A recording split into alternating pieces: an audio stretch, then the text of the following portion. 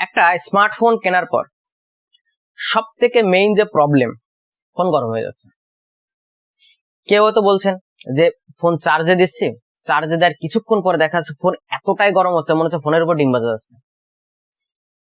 কেউ হয়তো বলবেন আমি তো নর্মালি ফোনে কথা বলছি, কথা বলতে বলতে কানে লাগানো যাচ্ছে না, এইভাবে কথা বলছে ফোন কানে লাগানো যাচ্ছে না, এতর পরিমাণে ফোন হিট হয়ে যাচ্ছে বা গরম হচ্ছে। কেউ হয়তো অনেকেরও এরকম হতে পারে যে ফোন কোন রকম ব্যবহার করছি না, না চার্জিং দিচ্ছি না ফোনে কথা বলছি, জাস্ট ফোনটা পকেটের মধ্যে রেখে দিয়েছি, তারপরে ফোন গরম হয়ে যাচ্ছে। আবার কারো এরকমও কোশ্চেন থাকতে পারে যে ফোনটা নর্মাল ইউজ করছি, কোন রকম রাফ ইউজ না, নর্মাল ইউজ করছি, ইন্টারনেট ব্যবহার করছি বা কোনো একটা গান শুনছি, সেক্ষেত্রেও ফোন গরম হয়ে যাচ্ছে। তো ফোন বিভিন্ন ভাবে গরম হয়ে যাচ্ছে, এই প্রশ্নটা কিন্তু অনেকের মাঝখানে আসছে। তো আজকে আপনাদেরকে জানাবো ফোনটা আসলে গরম কেন হয় আর এর সলিউশনটাই বাকি। বেশ কিছু মোটামুটি টিপস আমি আপনাদেরকে জানাবো, যদি এই টিপস গুলো একটু ভালো করে ফলো করো না, আশা করা যায় 50% ফোনকে গরম হাত থেকে রক্ষা করা যায়।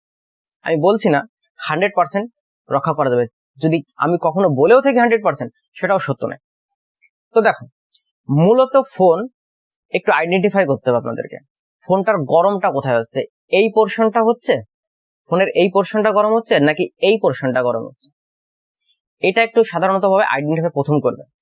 যদি বলো কেন, দেখো ফোন দুটো ভাবে গরম হয়, একটা আছে সিপিইউ প্রসেসরের জন্য আর একটা আছে ব্যাটারির জন্য। এই দুটো ভাবে গরম হয় ফোন। প্রথম কথা, যদি আপনার ফোন এইখানটায় গরম হয় বা এই সাইডটা গরম হয়, তাহলে এটা যে খুব যে খারাপ বিষয় তা নয়, কিন্তু সিপিইউ সফটওয়্যার প্রসেসরের জন্য ফোনটা কিছু কিছু ক্ষেত্রে গরম হতে পারে। এটা কোনো রকম কোনো ভয় পাওয়ার কোনো কিছুই নেই যে ফোনটা গরম হয়েছে হয়তো কোনো সমস্যা হতে পারে, কোন রকম সমস্যা না। হ্যাঁ, তবে যদি এই বিষয়ে একটা ব্যাপার আছে সেটাও বলছি, কিন্তু মেইন সমস্যা হচ্ছে ব্যাটারি গরম।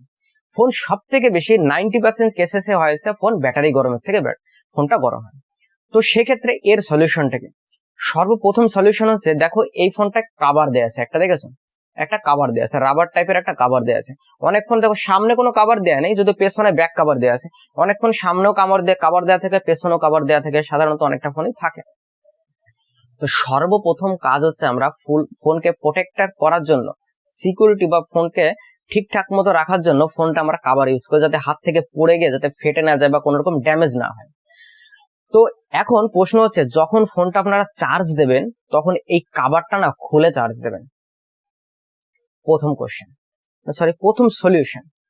দ্বিতীয়ত আছে, ফোনটা সব থেকে মেইন যে জিনিসটা আমাদের হয়, ফোনের সাথে যে চার্জারটা দেয়া থাকে, আমরা ঠিক ভুলভাল চার্জার দিয়ে ফোন চার্জ দিই।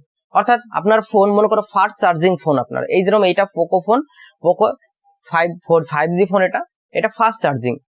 এখন এই ফোনে যদি আপনি নর্মাল কোনো চার্জার দিয়ে চার্জ করেন, সেক্ষেত্রে এই ফোনের ব্যাটারি ড্যামেজ হওয়ার চান্সেস অনেকটা বেশি হয়ে যায় এবং ব্যাটারিটা খারাপ হয়ে যাওয়ার চান্সেস থাকে। সেক্ষেত্রে ব্যাটারিটা খারাপ হওয়ার যেহেতু চান্সেস থাকে, ফোনটা গরম হয়ে যায়। আবার কেসটা উল্টো, যদি ফোনটা নর্মাল কিন্তু আপনি কি করছেন, আপনার কাছে বেশ ভালো ওয়াটের একটা চার্জ আছে এবং 5 যে ফাস্ট চার্জার আপনি চার্জ করছেন ফোনটা, সেক্ষেত্রেও আপনার ফোন কিন্তু গরম হওয়ার চান্সেসটা পুরো 100% বেড়ে যাবে।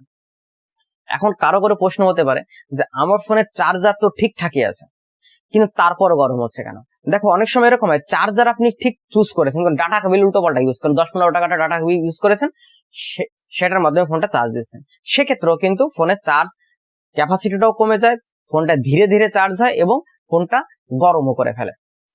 এর সলিউশন একটাই, যে আপনার যে কোম্পানির ফোন, যে টাইপের চার্জার এই ফোনে ইউজ হয়, আপনি সেই চার্জার দিয়ে একমাত্র চার্জ দেবেন। এখন প্রশ্ন, সেই চার্জার যদি খারাপ হয় তাহলে কি করবেন? এই ফোনের যে চার্জার মার্কেটে আছে ঠিক সেই চার্জারই কিনবেন, লোকাল কোনো চার্জার দিয়ে ফোন আপনি চার্জ দেবেন না, সেক্ষেত্রে ফোনটা ভালো থাকবে। নাম্বার 3 যে কন্ডিশনটা হচ্ছে কি, ফোনের ব্যাকগ্রাউন্ডে।